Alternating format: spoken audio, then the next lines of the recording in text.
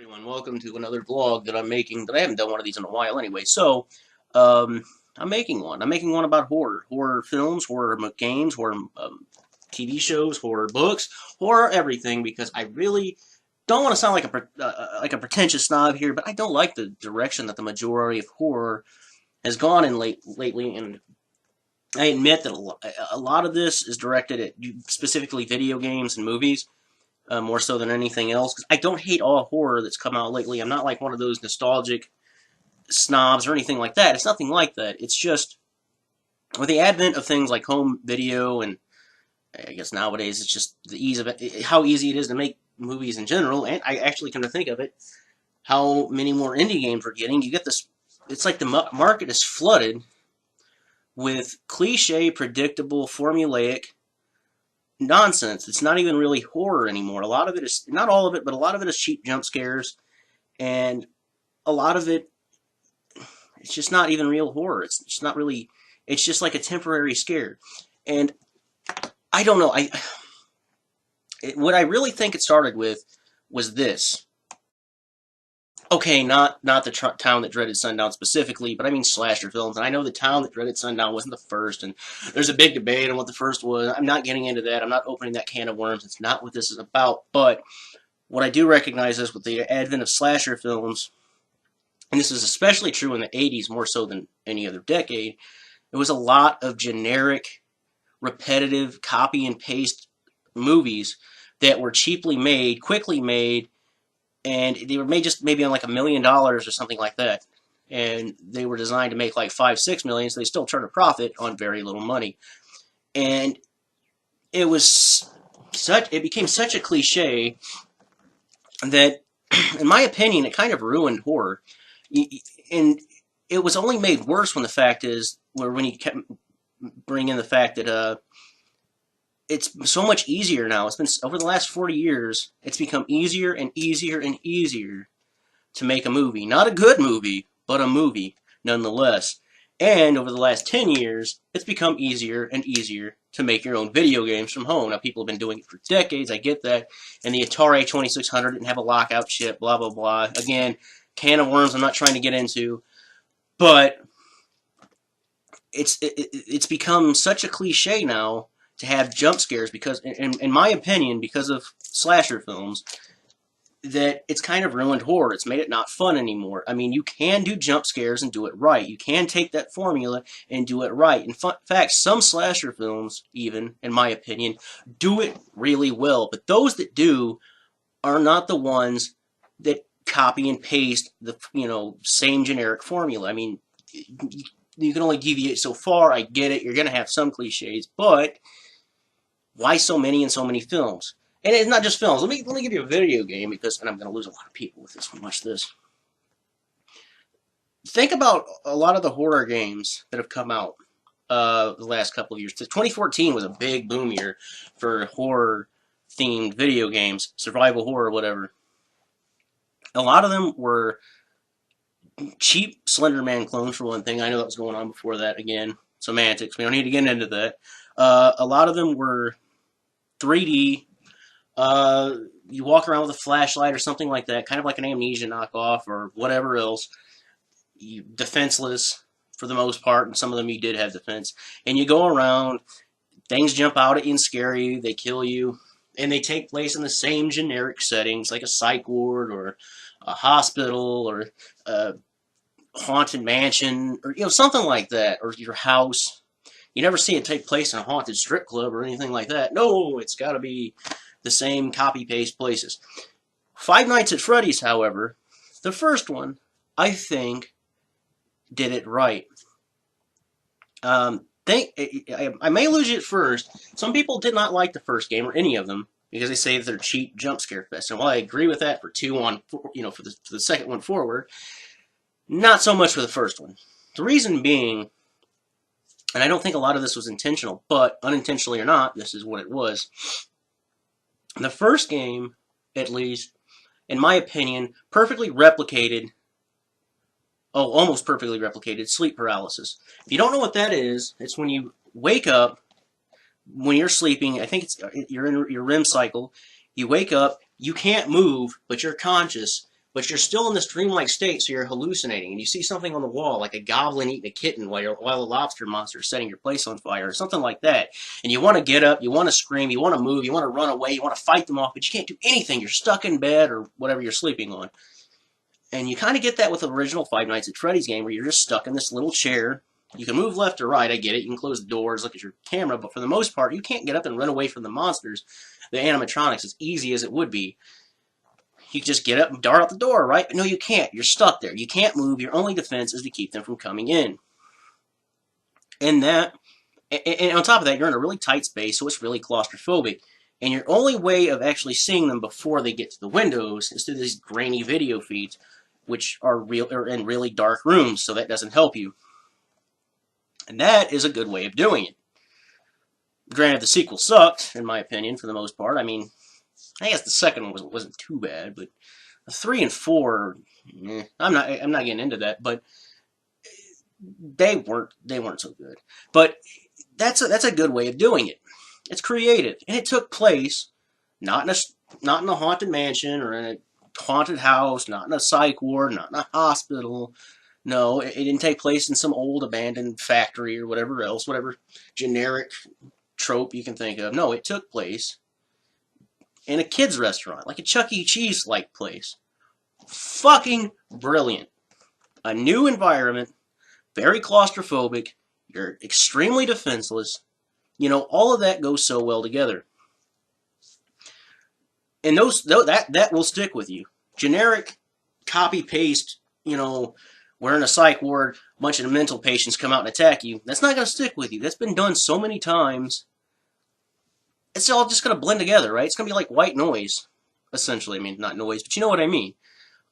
But I want to go back to the past real quick, and not to be overly nostalgic, but horror movies from the 1920s I especially like, and there's a good reason why. And not just because these are public domain clips and I can show them without fear of getting any copyright strikes, but there's something very special about them to me, and let me explain. See, there's a lot more to horror than just cheap jump scares, something that jumps out at you and goes boo, something that makes your heart rate skyrocket right then and there. There's also atmosphere. There's also things like memorable plots, characters you can relate with, characters you can sympathize with, even sympathetic villains who are nothing more than just tragic figures of their own time, characters that were once normal, once perfectly normal human beings like you or I that once walked the streets and became monsters, became disfigured, became a werewolf, became whatever. They were once upon a time normal human beings, and that sense of fear that this person here was once just like the rest of us, but now is a monster, that could be me. That could be anybody. That's what horror should be about. It should be about being afraid in the long run, or just maybe even making you think. It doesn't even have to scare you necessarily, just something that could really make you walk away thinking that this kind of stuff could happen to anyone, anywhere, anyhow. It's not just this sense of dread that you get, although that does help. It's also a sense of helplessness, a sense of fear that this stuff might happen to you or your friends or your loved ones, and not just some generic mass serial killer going around snuffing you out, or a generic monster that is no different than any. And frankly, it's not really that hard to fix this problem. It may be a lingering issue that's been going on, but it's not hard to fix. It's not hard to change. Now, I seem to have offered what the problem was, but I didn't offer a solution, now did I? Except, I kind of did. I mean, I get some of the older videos that some of the older horror movies that I'm thinking of, like The Cabinet of Dr. Caligari, Nosferatu, etc. They had an advantage in that the cliches, even though they were there, they weren't as grounded in pop culture at the time, so they kind of had that advantage. But when they did it, it did feel a little bit more unique. Nothing has to be 100% unique to be good. I get that. You could still probably put your horror film or video game or whatever in one of these places and make it good. Granted, nobody does the old haunted castles anymore like they used to. I kind of wish they did, because actually those are pretty good. Because the opposite of claustrophobia is being in a space that's too big, and even those feel really haunting. They absolutely can. When you're in a big empty area all by your lonesome, that can feel just as dreadful as a really tight and close space.